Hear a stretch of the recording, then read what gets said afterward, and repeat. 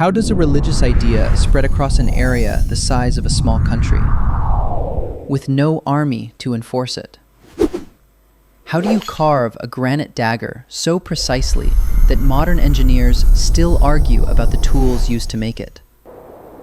Why did ancient pilgrims walk for weeks through freezing mountain passes just to hear a stone temple roar like a jaguar? And what happened one day when the roaring just stopped? Before we go looking for the answer in 3,000-year-old tunnels, hit like and subscribe, because apparently even a roaring stone jaguar temple isn't a strong enough hook on its own. Let's fix that. Meet the man who had to fight his own country's universities to prove this place mattered. Early 1900s. A Peruvian archaeologist named Julio Tello starts excavating a highland site called Chavin de Huantar.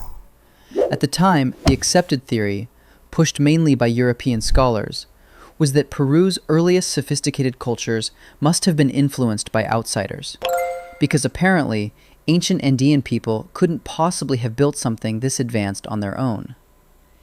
Tello, who was of Quechua descent himself, thought that theory sounded suspiciously like an excuse. So he dug.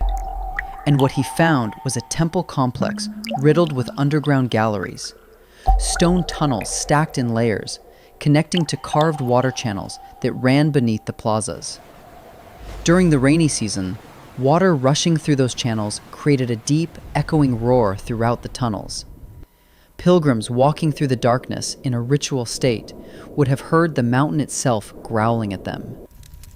Add carvings of fanged, half-human, half-jaguar deities glaring down from the walls, and you've got what might be the ancient world's most effective haunted house. Tello dated the site far earlier than anyone expected, showing this wasn't a copy of some more advanced culture. This was the advanced culture. He called it the mother culture of the Andes, the source everyone else built on. The academic establishment was, predictably, skeptical. A homegrown indigenous archaeologist, arguing that homegrown indigenous people built history's most sophisticated Andean civilization? Groundbreaking work, treated by many contemporaries like a fun theory to be revisited later. It took decades, and later radiocarbon dating, to confirm Tello was right the whole time. So what actually made Chavín so influential? Not conquest. Pottery, textiles, and religious carvings sharing Chavín's exact artistic style have been found spread across a staggering range of the Peruvian coast and highlands, sites hundreds of kilometers apart, in completely different ecosystems, adopting the same fanged god imagery, the same sacred geometry. And here's the part that should be impossible. Archaeologists have found no evidence of a Chavín army. No conquered cities showing destruction layers tied to Chavín expansion. No garrisons. No weapons stockpiles marked with their symbolism.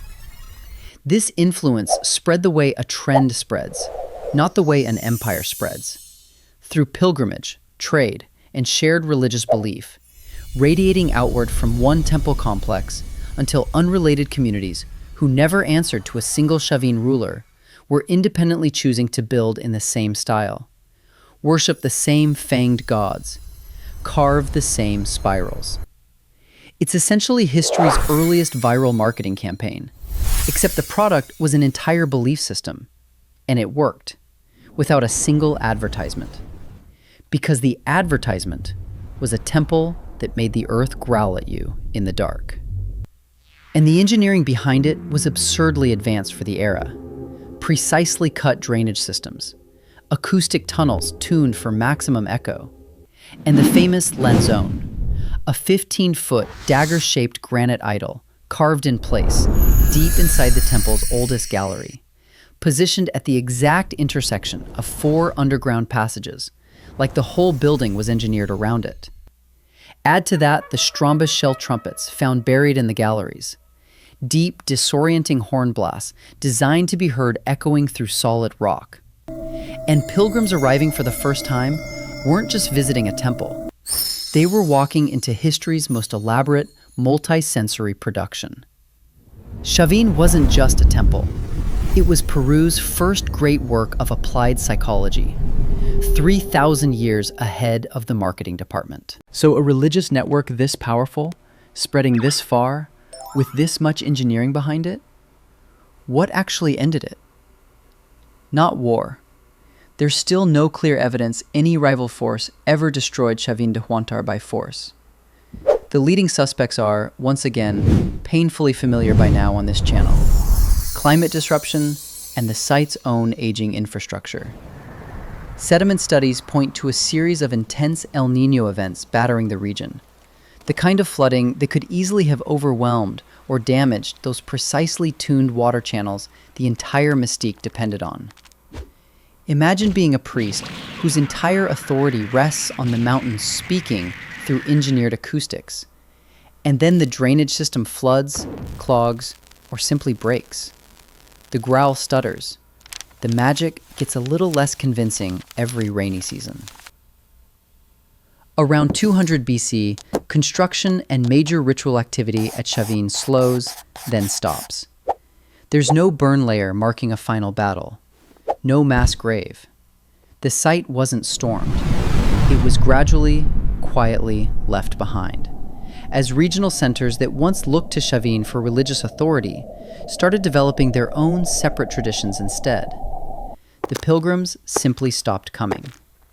The tunnels that once roared with sacred water eventually just filled with silt and went dark, and stayed that way for over 2,000 years. And here's where Tello's story catches up with Chavín's. He spent his career being politely humored by an academic world that still assumed real innovation had to come from somewhere else. He died in 1947, largely undercredited outside Peru. Decades later, better excavation techniques and radiocarbon dating swept back through his old sites and confirmed almost everything he'd argued. Chavín really was older than the theories that dismissed it, really was homegrown, really was the root system beneath centuries of later Andean civilization, including the Inca themselves.